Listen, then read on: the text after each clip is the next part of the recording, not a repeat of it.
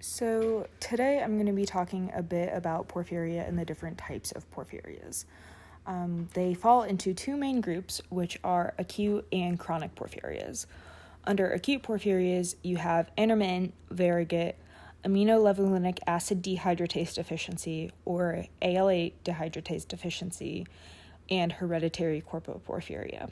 Under chronic porphyrias, you have X-linked dominant protoporphyrias, congenital erythropoietic, cutanea tarda, and erythropoietic protoporphyrias.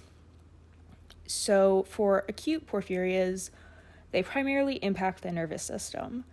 And some symptoms of acute attacks include abdominal pain, which is a generalized, not sharp abdominal pain, vomiting, hypertension, so an increase in blood pressure, tachycardia, and if the acute attack is actually bad enough, you can have motor neuropathy, seizures, comas, confusion, and even complete psychosis.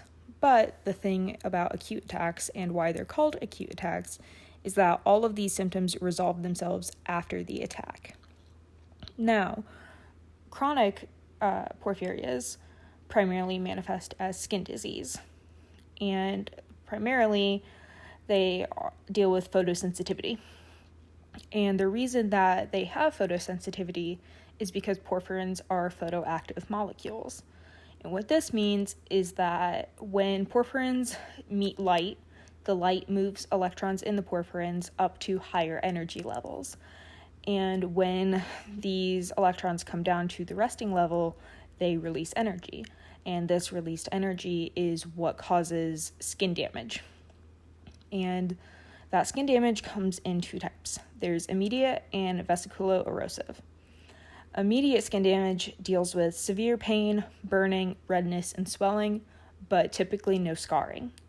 Vesiculo-erosive, on the other hand, is much worse. It causes blisters and sores, hair growth, so increased hair growth on places that you wouldn't normally have it, such as your forehead or your neck, digit shortening or even loss, and even disappearance of facial features over time.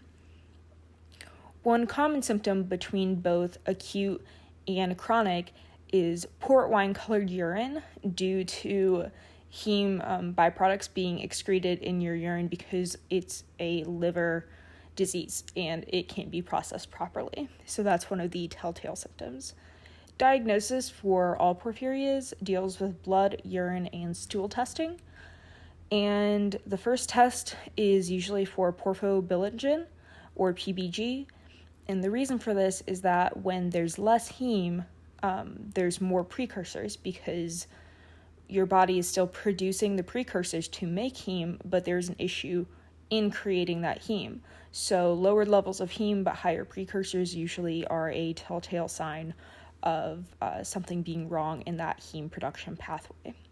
Most of this testing occurs at special laboratories because hospitals just don't have the equipment needed for it, but ALA dehydratase, which is one of the acute forms, is the exception due to the fact that it doesn't produce PBG.